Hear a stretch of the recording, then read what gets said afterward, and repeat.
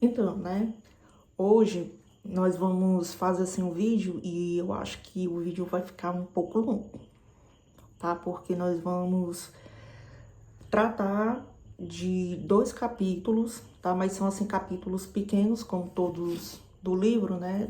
Daqui do Medicina Macabra, tá? Tô lendo agora os 4 livros, terminei agora esse que é o primeiro, né?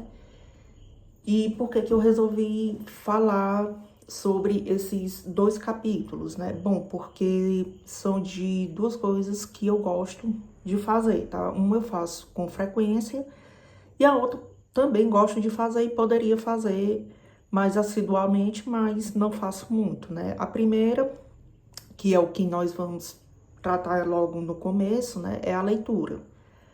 E a segunda é a pedalada, tá? Então, assim, hoje nós vamos tratar sobre esses dois assuntos e o que se dizia lá na época do século XVIII e século XIX sobre esses dois hábitos, né? E vou logo dizer para vocês, né? São coisas assim que o queixo cai, tá?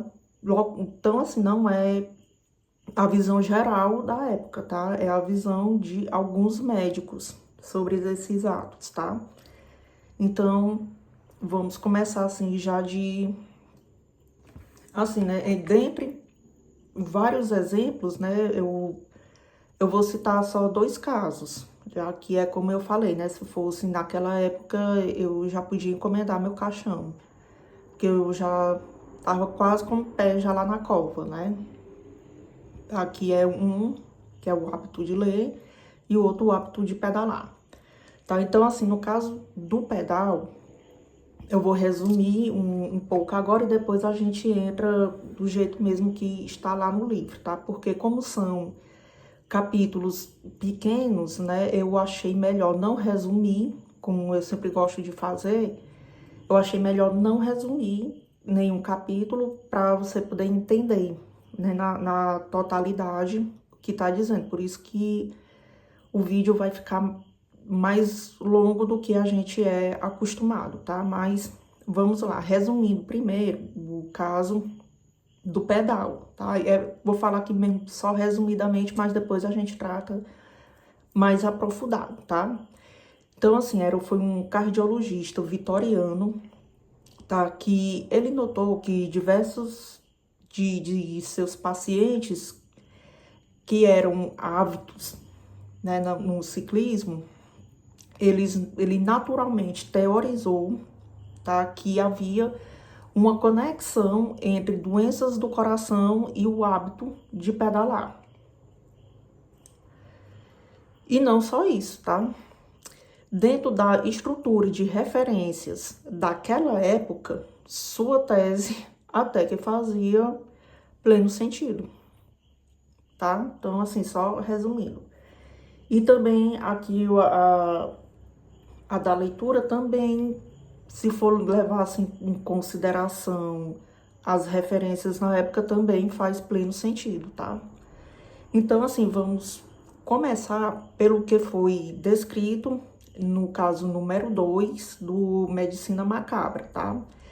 Que seria, no caso, né, o meu primeiro risco de passar dessa para melhor no século XVIII, tá? Fosse naquela época, Bilinha já era.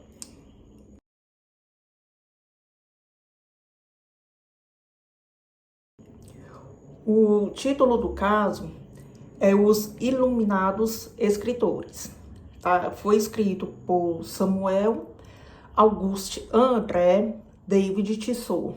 Respira, porque realmente o nome é grande. Tá? Ele era médico suíço. Tá? O ano era 1769, tá? No século XVIII. Então, nesse ano, eu corri um grande risco de ir e não voltar.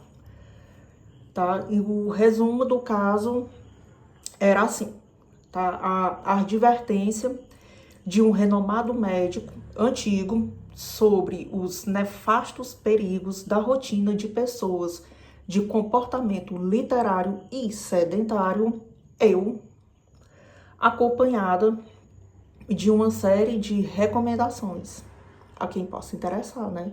Claro, é evidente. Então, o Dr. Samuel Auguste André David Tissot era um dos maiores especialistas sobre os perigos daquele sexo que a gente faz sozinho, né? Que não pode dizer o nome aqui, porque senão o YouTube corta o vídeo, né? Mas aquele sexo solitário, né? Tá? Ele é um autor de um livro sobre neurologia também, tá? Que é um livro que é referência até hoje, né? Porém, ele é mais lembrado sobre o trabalho lá do sexo que a gente faz sozinho, né? Este hábito solitário, tá? Então, assim, o livro de neurologia tem uma vigorosa discussão sobre dores de cabeça, tá? E é considerado, como eu já falei anteriormente, né? Ele é considerado um clássico até hoje, tá? E quem fala isso é o Thomas Morris, né? Que é o autor do livro da Medicina Macabra, tá? Esse que eu mostrei aqui pra vocês, ó. Esse aqui, ó, esse cidadão aqui, ó. Viu? É ele que tá dizendo isso, não sou eu, não. Então, né? 9 anos depois da impressão do famoso estudo sobre aquele vício solitário, né? O Tissot, ele publicou um livro a respeito dos perigos de outra ocupação, que geralmente é realizada na privacidade do lar, né? No caso, ler, estudar e escrever. Tá? Essas 3 ocupações, tá? E tinha o seguinte título, né? Um ensaio sobre as doenças incidentes na pessoas de comportamento literário e sedentário, de 1769, é um catálogo de diversas condições que afligem estudiosos, escritores e todos aqueles que passam tempo demais sobre os livros. Ou seja, eu já estava com o pezinho na cova, se ele me conhecesse naquela época, né? E se trata, né, de um ensaio sobre doenças incidentes em pessoas de comportamento literário e sedentário, né, já falado anteriormente, com regras apropriadas para evitar as consequências fatais. Viu? Então, assim, ler pode ser fatal, né? A Globo aí errou quando disse que ler também é um esporte, né? Que é um esporte, esse esporte aí tá meio perigoso, segundo o Tissot. Mas também traz, né, instruções para a sua cura, né? Então ainda tem cura. E nós vamos ver que é uma cura bem simples, tá? E assim, o Tissot, ele era doutor de medicina e professor de anatomia em Bernay, na França, tá? Então, assim, é uma pequena introdução sobre esse grave risco, né, de se ler, estudar e escrever em demasia, né, demais. Mas vamos ver o que o Tissot alega sobre isso.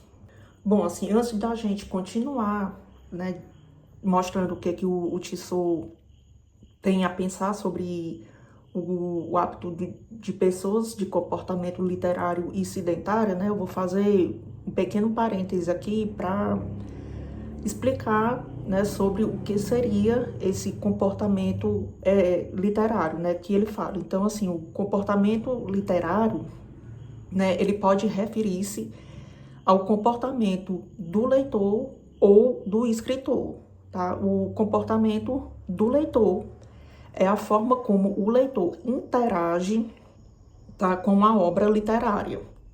Tendo alguns exemplos. Primeiro, ler trechos de textos que gostou, né? No caso aqui, gostei do texto e estou repassando para vocês, né? Ou procurar regularmente materiais de leitura, coisa que eu também faço, né? Eu termino um livro e em sequência já começo outro. O comportamento do escritor, né? É a forma como o escritor constrói, tá, personagens complexos e autênticos, tá? E também é a forma como o escritor, ele aplica as complexidades da natureza humana em seus personagens, tá? Então, é isso que quer dizer o comportamento literário que o Tissot se refere nesse artigo, tá? Mas voltando aqui, né, aos perigos da escrita e da leitura e do estudo, tá?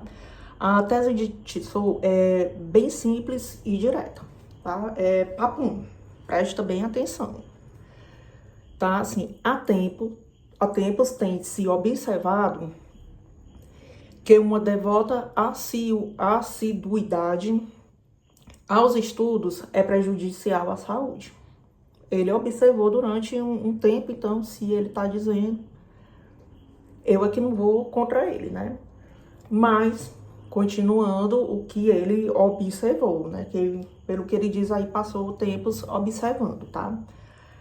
As doenças às quais estudiosos estão particularmente expostos são provindas de duas causas principais, tá? O perpétuo labor da mente e a constante inação do corpo.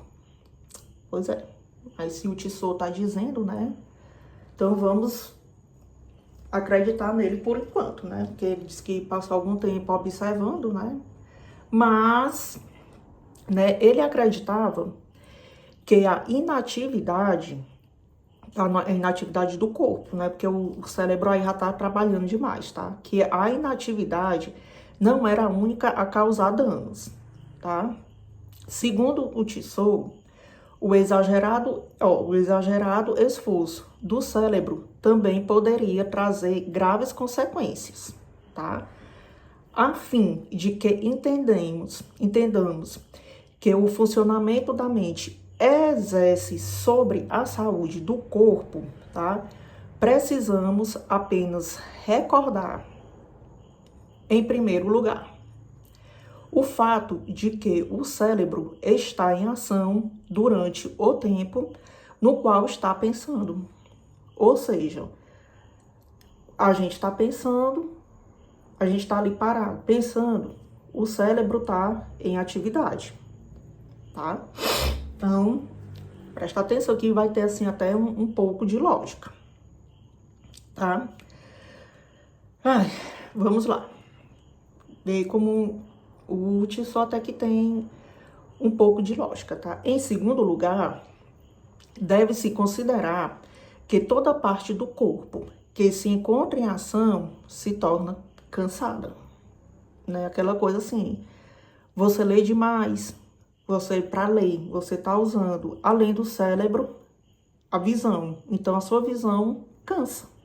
Tá vendo assim como o pensamento, né? Assim, a observação do Tissot tá fazendo sentido, tá? Além do mais, lembremos que se o esforço prossegue por certo período, as funções da parte do organismo a realizá-los ficam perturbadas, ou seja, ficam cansadas. Tá fazendo sentido, não tá? Mas vamos continuar. Aí, né, ressaltando que o cérebro, né, ele se liga ao resto do corpo por meio de uma vasta rede de nervos, né, e esses nervos exercem um papel vital no regulamento e no exercício das nossas atividades. A fadiga mental, portanto, afetaria todos os organismos. Isso também faz sentido, não faz? Então, o Tissot nos diz, né, tais evidentes princípios, estando estabelecidos, deveriam ficar claro para todos que a exaustão do cérebro, causada pela ação da alma, termina prejudicando os nervos. Em consequência disso, a saúde ficará em risco e, com o tempo, a constituição será destruída sem nenhuma causa aparente. Faz sentido.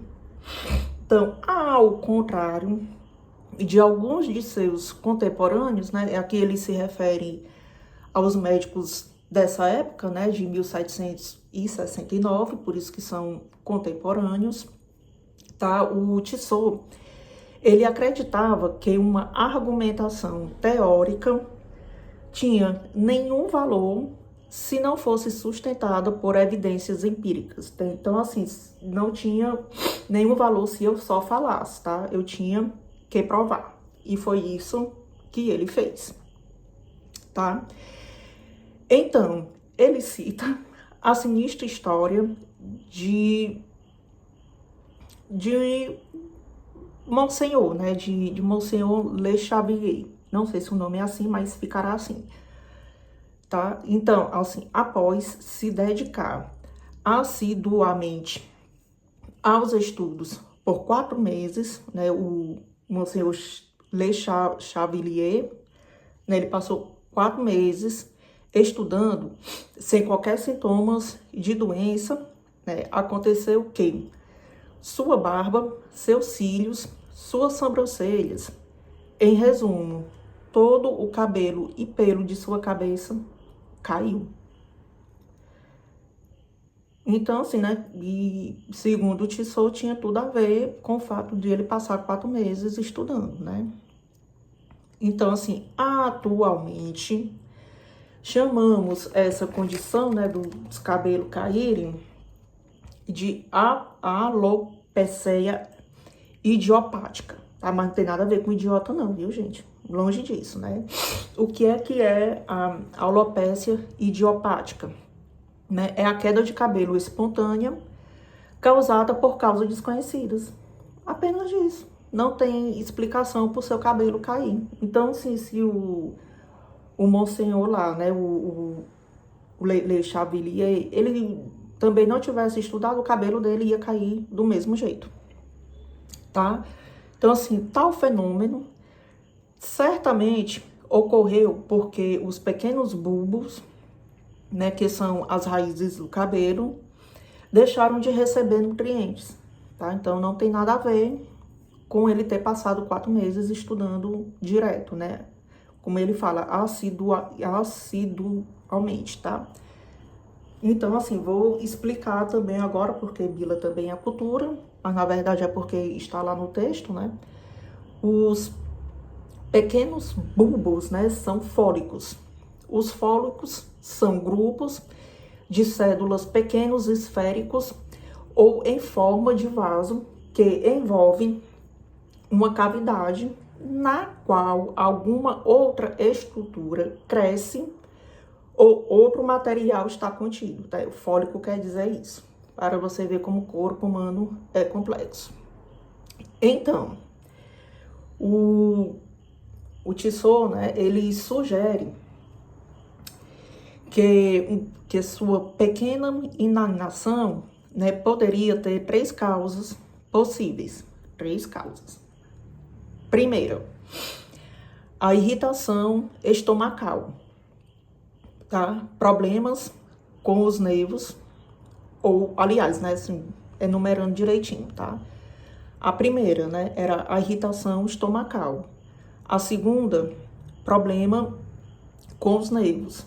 Ou, segundo Tissot, né, aquele tipo de febre baixa a qual os letrados estão sujeitos. Ou seja, né, segundo Tissot, quem era letrado tinha uma febre baixa específica. Então, a sua condição que aparentemente faz com que os fólicos entrem num estado de desgaste e queda, tá? Tal febre, de maneira geral, né, ela surge em decorrência da irritação a que se submete o coração durante a aplicação por demais devotada da mente, tá? Fazendo com que suas pulsações se tornem menos frequentes. Prefiro nem comentar. tá? Mas ainda mais preocupantes foram os sintomas psicológicos, tá? Apresentados por outro estudioso, tá? O Gaspar Baloeus. Esse daí, meu filho. Enfim, né? Eu vou contar aqui pra vocês, tá? O Gaspar, ele era orador, poeta e médico, tá? Então, assim, ele conhecia tais riscos e constantemente ele alertava um amigo dele chamado Hugues, tá? Ele, vem quando dava um toque nesse amigo dele. Ainda assim, ele próprio, tá? Esquecendo-se de si mesmo, enfraqueceu tanto o seu cérebro como o estudo extensivo, que chegou a cogitar que seu corpo fosse constituído de manteiga, porque ele estudou demais. Enfim, já não começa a fazer sentido, né? Mas vamos lá, né? Porque é isso mesmo, né? Ele achou que o corpo dele era feito de manteiga, tá? E por incrível... Então, né? Aí, né? Fica por isso mesmo, né? A leitura de livros e a escrita também, né? Não só causaria queda de cabelo, como também poderia criar a ilusão de que seu corpo fosse derivado de leite. Isso de acordo com Tissot naquela época, né? Enfim, no caso do Gaspar, tá? Suas moléstias se mostrou fatal, tá? Pois desde, assim, né? Desde que ele se convenceu da iminência, né? De que iria derreter, ele passou a evitar a aproximação do fogo. Ele não chegava perto do fogo, tá?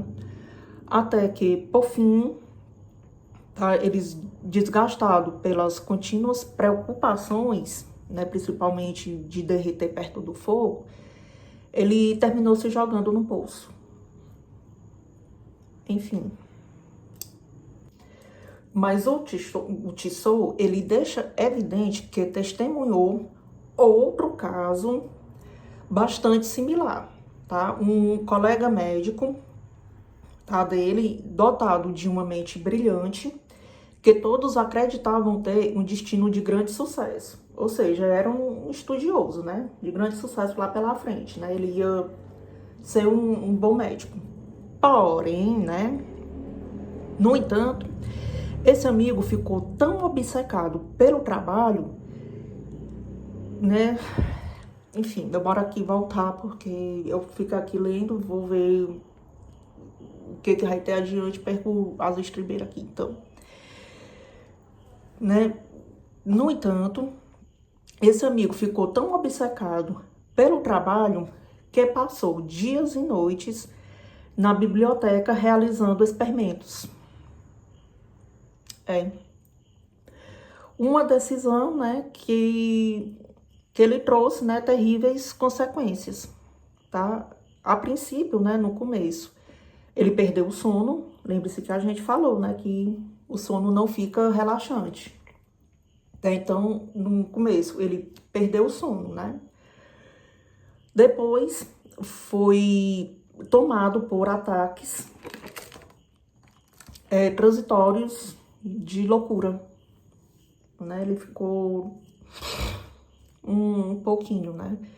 E com o tempo, ficou bastante ensandecido, tá? A ponto de tornar a preservação da própria vida um sacrifício. Ou seja, ele se impressionou bastante, né?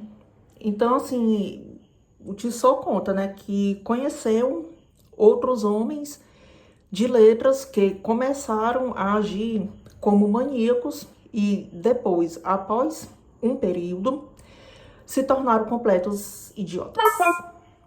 Ou seja, né, a leitura, o estudo e a escrita causaram isso neles, de acordo com Tissot. E o próximo exemplo dele, né, do Tissot, é de um erudito cujo nome seria bastante familiar aos leitores lá de 1769, tá? Que foi um padre francês muito conhecido por suas opiniões polêmicas, tá? E seu comportamento agressivo. Nós estamos... E o Tissot fala, né, que foi informado por um homem de confiança, tá, de que o Pierre, aqui o nome eu andei tentando todo jeito dizer, mas não consigo, então vai ficar só o Pierre, tá? Tão reconhecido por suas disputas teológicas, por seus textos controversos e por seus comentários sobre o livro do Apocalipse, feriu seu cérebro, sim, ele feriu seu cérebro, a tal ponto que, ainda que o seu julgamento permaneça preservado em algumas instâncias, ele próprio chega a afirmar, preste atenção, a afirmar que suas cólicas frequentes são causados pelos embates de 7 cavalheiros presos em suas vísceras. Tá? Então, assim, ele sentiu muita cólica porque os cavaleiros estavam lá brigando dentro da víscera dele, aliás. Pierre. Enfim. Ai. Né? Então, assim... E se você bem já estiver pensando, né, que o relato parece escrito para uma comédia, né? Eita, meu Deus. A próxima frase poderia realmente ter saído de um roteiro de comédia, tá? Alguns estudiosos chegaram a imaginar que haviam se tornado lanternas, literalmente brilhantes, tá? Outros, por sua vez, se tornaram conhecidos por serem sufocados pela suposição de que teriam perdido as coxas. Não podiam mandar.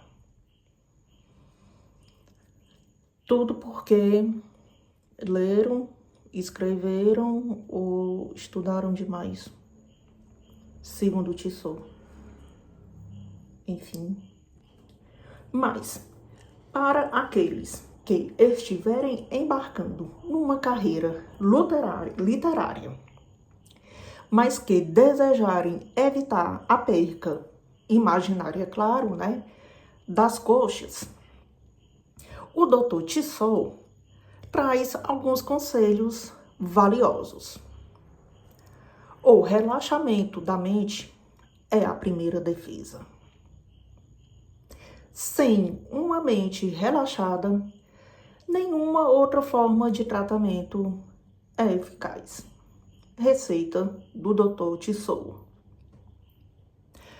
Após explicar que pessoas eruditas tendem a estar em negação, né? Elas negam o estado de saúde, aliás, o estado de sua própria saúde, o Tissot sugere que amigos e familiares dos estudiosos deveriam forçá-los a levantar da cadeira e se exercitar, depois de relaxar a mente. Sua descrição de como proceder soa bastante como a prática contemporânea, aqui ele já fala contemporânea da atualidade, tá? Conhecida como intervenção. Quando um viciado é abertamente confrontado sobre as consequências destrutivas de seu vício. Tá vendo? Uma coisa se encaixa com a outra. Demora, mas se encaixa, tá? A única forma de agir é ser rígido com eles, tá? Forçá-los a sair de seus aposentos e obrigá-los a participar de atividades de recreação e descanso, tá? Tem que ser bravo com eles, tá? Que apaziguarão suas moléstias e restaurarão a saúde. E o Tissot é uma lanterna, é um homem brilhante. Além do mais, o tempo que eles passarem fora de seus aposentos não estarão sendo perdidos, tá? E eles retornarão ao seu trabalho com um vigor recuperado. Tá vendo? Tissot é uma lanterna, é um homem brilhante. Alguns poucos momentos por dia de lazer serão recompensados amplamente com melhoras na saúde, que prolongará o curso de seus estudos. Tá vendo? Rapaz, Tissot é um cara brilhante. Acho que ele deve ter pensado também que era uma lanterna, tá? E quem poderia discordar disso? Eu aqui não vou discordar do Tissot, né? Se ele tá dizendo, então tá dito. Os exercícios físicos, segundo Tissot, são uma das melhores formas de preservar e recuperar a saúde dos letrados. Né? Que o diga o cidadão lá que diz que bicicleta pode ser prejudicial, né? Como nós vamos ver já já. Tá? E não é só praticar exercícios físicos, não. Tá? É preciso passar um tempo ao ar livre fora de casa. Então, aqui eu já tô pensando assim, você ficar no terraço da sua casa, ali na varanda, eu acho que não vale, né? Já tem que ser fora de casa. Então, será se na garagem serve?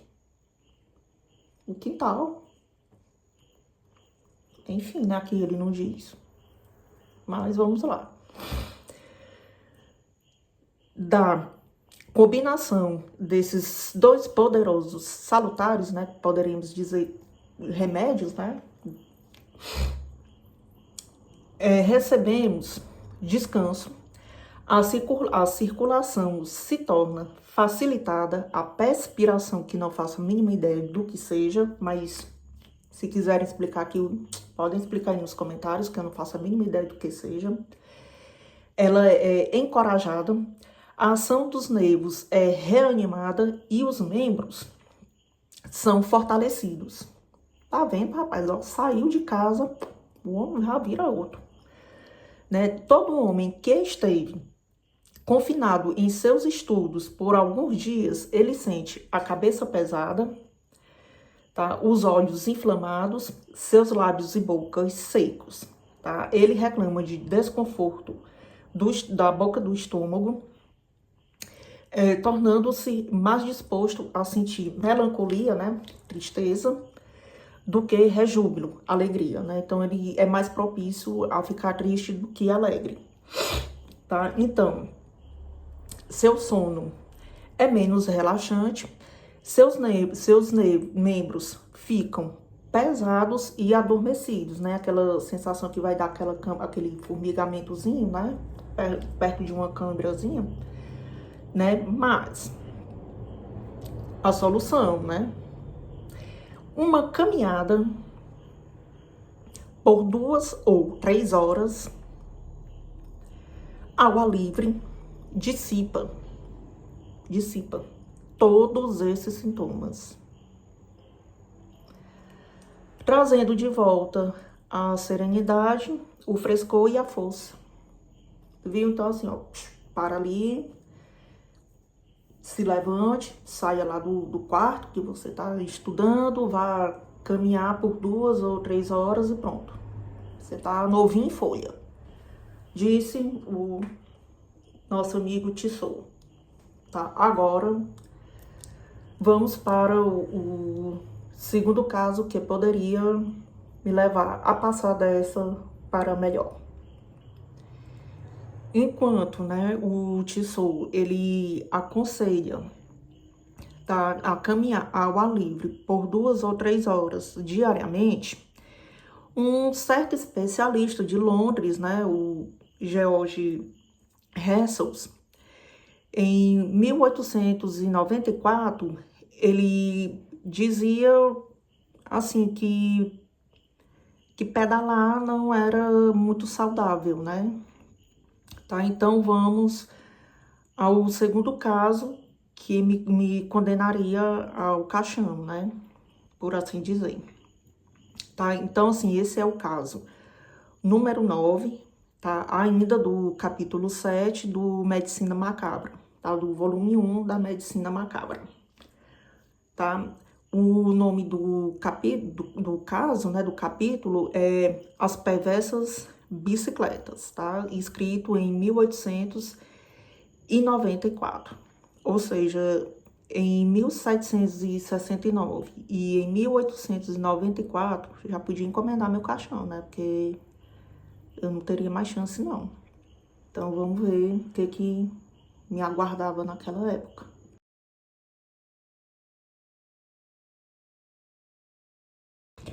Então, né, vamos aqui agora para o segundo caso que me levaria a uma viagem só de ida, tá?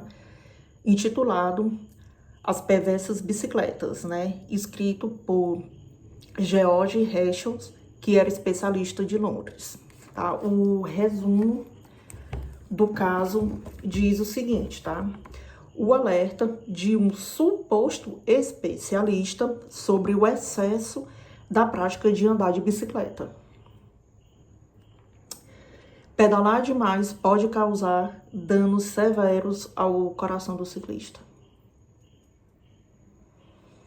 Já não basta ter, assim, ferir o cérebro, né? Se a pessoa ler, escrever, estudar demais, agora andar de bicicleta pode ter danos, pode levar a danos no coração. Enfim.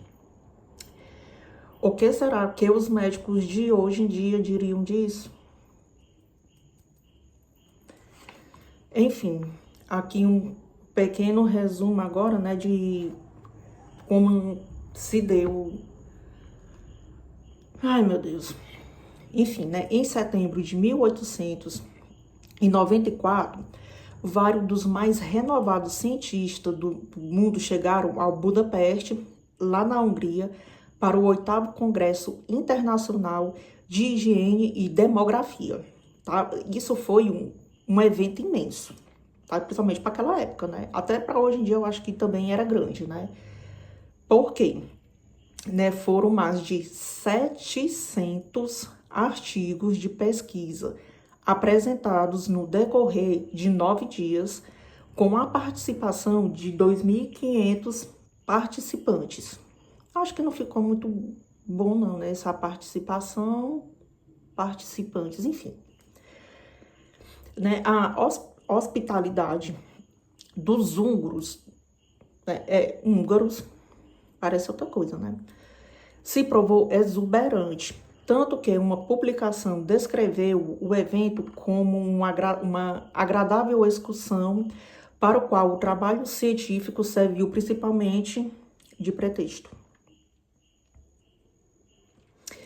Os tópicos abordados durante o congresso incluíram desde a gestão de epidemias de difteria até os benefícios para a saúde do banho com água fria.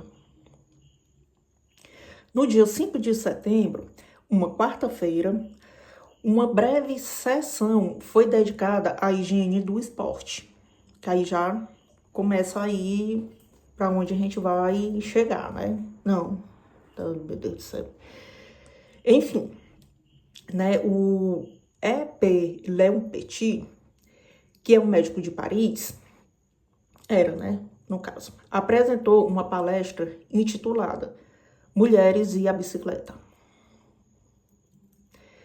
no qual discursou sobre a tediosa questão acerca da segurança dessa nova invenção para as delicadas e pobres criaturas, mulheres. Enfim, os perigos haviam sido exagerados. Ele sugeriu, né? E os potenciais benefícios para a saúde eram significantes. Nem tudo está perdido. Né? O Léon Petit, ele chegou a citar que Ai, meu Deus, que ele descobrira que o ato de andar de bicicleta melhora as condições de mulheres com anemia e constipação. O doutor, ele próprio, um hábil membro de um grupo de ciclistas, assim como o palestrante que lhe sucedeu, né, o que deu a palestra depois dele.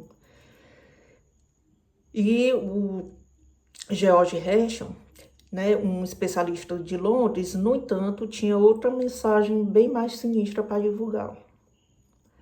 A mensagem dele era sobre o ciclismo como uma causa de doenças cardíacas. Enfim, diz o George, o ciclismo, praticado de forma racional, é uma das maneiras mais saudáveis de se divertir. Nesse ponto eu concordo com ele. Todavia, caso praticado em excesso ou sobre condições inadequadas, torna-se umas causas das mais perniciosas. Faz sentido. Fui levado a escolher esse assunto para minha dissertação em razão da minha posição na equipe de um hospital especial devotado ao tratamento de doenças do coração, ao qual me concedeu uma rara oportunidade de estudar o assunto. Imagina se ele não tivesse tido a oportunidade, né? Enfim, ele continua. Além do mais, trata-se de um tema de grande interesse para mim. Haja vista que também sou um ciclista. Imagine se não fosse. É com grande pesar que digo, nos últimos anos, chegou até a mim um considerável número de casos de doença do coração que foram indubitavelmente provocados pela prática de bicicleta.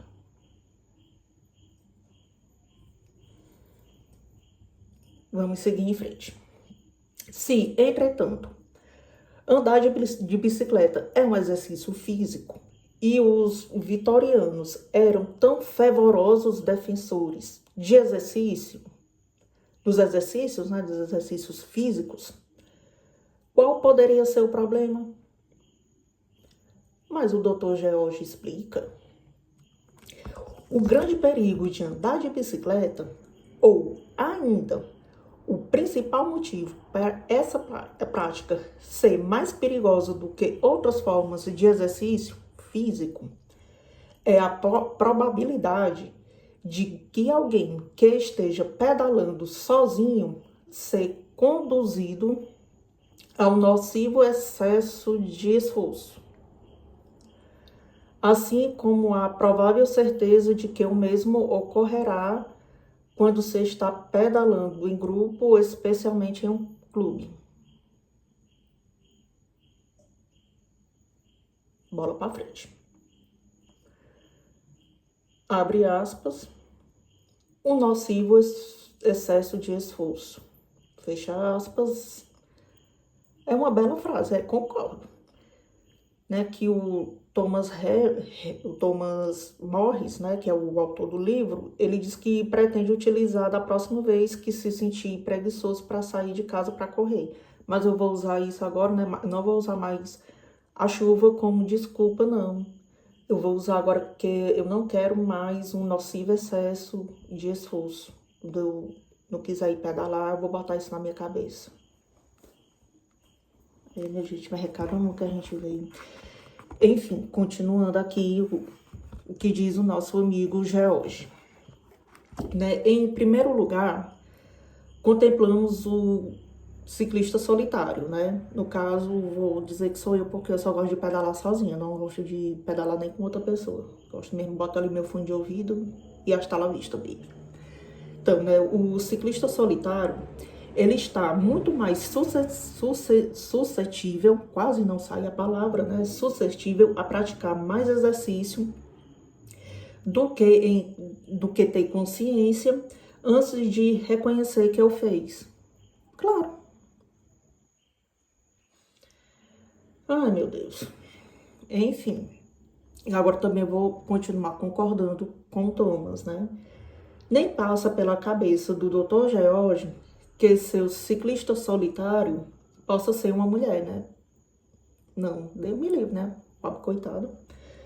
Então, continua o Dr. George aqui na sua grande teoria. Ele, né, o ciclista solitário, começa a pedalar pela manhã, estimulado e vigoroso, né? Opa, tô aqui, vamos lá, né? Tendo antes mapeado o seu curso, né? Como todo mundo sempre faz, né? Eu vou andar por ali, por ali, por ali e beleza. Não é infrequente que, no horário de sua refeição do meio-dia, algum imprevisto o tenha atrasado e que ele ainda tenha alguns quilômetros a percorrer antes do almoço. Beleza. Estão entendendo a lógica dele. Então, assim, é possível que ele tenha calculado mal a própria capacidade, né? Ele não calculou todo aquele esforço que ele ia fazer, imaginando-se capaz de estar mais à frente àquela altura do dia, né? Realmente continua fazendo sentido. Ou que as condições da estrada tenham tornado impossível que sua viagem seguisse o ritmo ditado por seus cálculos. Imprevisto sempre acontece. A gente tem que saber disso. No entanto, ele está com fome, né? Então, por isso, ele vai dobrar seus esforços para chegar ao local determinado, né? Para onde ele vai almoçar. Também tem lógica. Ao chegar, entretanto, ele está exausto e perdeu o apetite. Continua fazendo sentido, né? Então, cá pensamos, né? Aquela pedalada toda me deixou exausto que não consegui comer um bom almoço. Pensaríamos realmente desse jeito, né? Uma frase que o Thomas, né, pessoalmente, nunca disse e espera nunca dizer. Eu já disse algumas vezes, né? Chegava cansada que não aguentava nem jantar. Mas continua o raciocínio aqui do Dr. George. Novamente, as estradas estão boas, o vento está a favor. O ciclista se sente. Agora eu vou abalar. A máquina corre facilmente, né? Tá lá nas tubadas, né? Tendo pedalado por cerca de meio-dia até ali, né? Ah, beleza, o homem tá se achando a bala que matou Kennedy, né? Então, o ciclista vai iniciar o retorno dele, né? Ele chegou, vamos voltar, né? Tudo que vai, volta. Tudo agora, todavia, está invertido. Claro, o ciclista está cansado, o vento está contra ele. Nem digo pedalar com o vento é ruim. Saiu ali de, né? E pelo visto não é de agora que ninguém já sabe disso, né? Além do mais, entusiasmado pela facilidade da jornada para o interior, terminou indo mais longe do que planejara inicialmente, né? Se empolgou, passou direto da onde ele disse que inicialmente ia parar, parou em outro lugar e agora está arrependido. Portanto, ao chegar em casa, para usar o vernáculo dos ciclistas, está assado. Tá? O está assado naquela época era outro significado que agora nós vamos explicar, né? Porque, na verdade, assim, no original, tá? Significava outra coisa, não era, assim, assado não era o que quer dizer hoje em dia, né? Porque, assim, é linguagem já de outra coisa. Mas vamos bem aqui explicar, tá?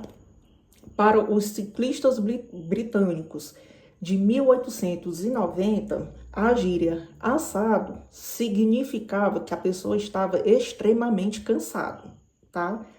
Algo tá bem diferente do que a palavra veio a significar para os sufistas falantes do inglês, tá? Que está mais para intoxicado por aquelas coisas que não prestam, tá? Para, assim, sendo levemente bem sutil, tá? Então, dito isso, talvez os recentes escândalos no mundo do ciclista do ciclismo, né, eles sirvam para ilustrar que a sociedade, ou que a associação entre a prática da bicicleta e o uso dessas substâncias ilícitas não seja assim tão distante, né? Porque a gente pode ver que tem muitos casos, né, de atletas que usam essas substâncias, né?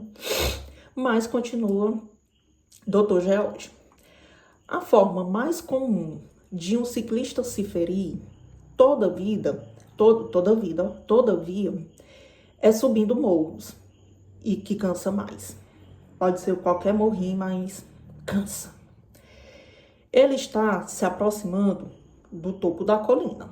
Seu coração está dilatado em função do exercício, do esforço criado pelo aumento da tensão arterial, porque fica mais pesado, né? A bicicleta ela fica bem mais pesada à medida que a gente vai subindo, tá? Caso o ciclista parasse para descansar, nenhum dano ocorreria. Então, comigo tá tudo beleza, porque eu paro para descansar. Mas, em muitos casos, ele não se dá ao luxo de descansar, tá? Faltam poucas voltas da roda para carregá-lo até o topo. Então, ele vai, em vez de parar para descansar, ele vai continuar pedalando.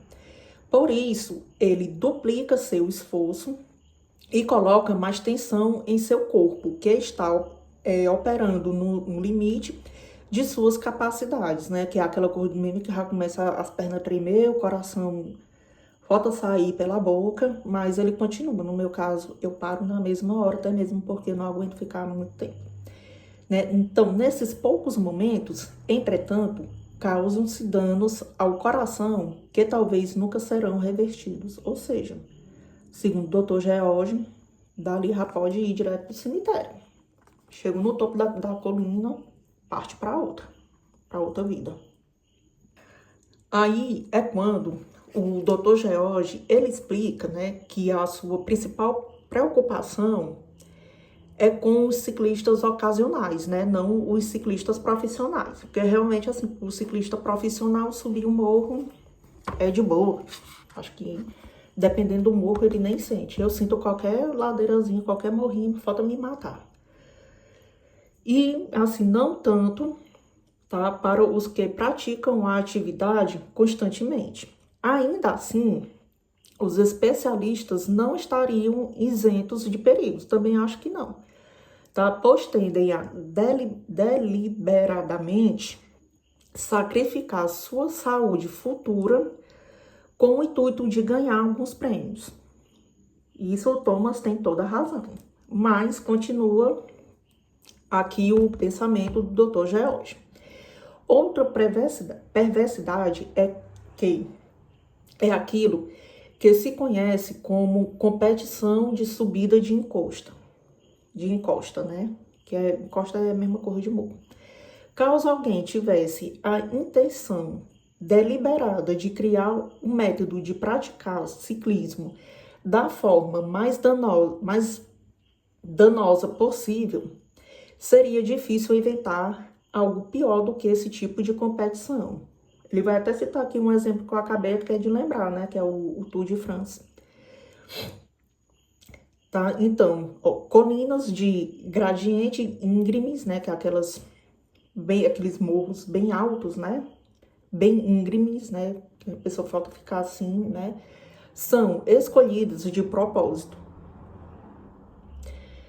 E os competidores têm de subi-las com o tempo, né? Quem fizer o menor tempo ganha um caixão no mínimo. Mas não há nada mais de suicida ou com mais chances de produzir doenças cardíacas. Concordo, mas não concordo.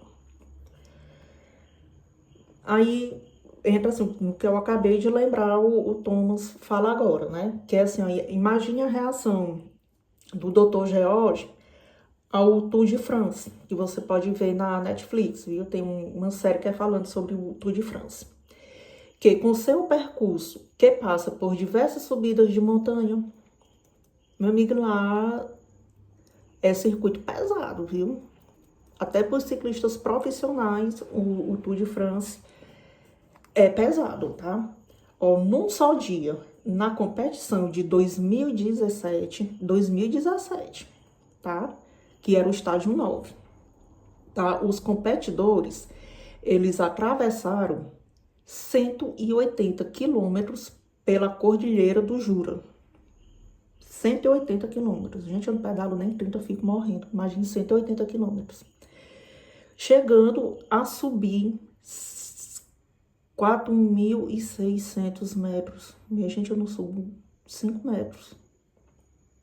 Eu falta botar o bofe para fora. Imagina eu pedalar 180 quilômetros, sendo 4.600 de subida. E durante, ainda piora, viu? Durante a subida do Grande Colombier, exatamente no meio do estágio, ou seja, no meio da subida, tiveram de escalar de bicicleta um gradiente de 22% por mais de 3 quilômetros. Eu, meu filho, não precisava nem estar em 1894, não. Enfim, também era assim, lá em 2017 eu tinha ficado também, né? E assim, o Dr. George lista, então, as precauções que sugere para o ciclista eventual. Eu acho que dessa daí muita coisa não mudou não, tá?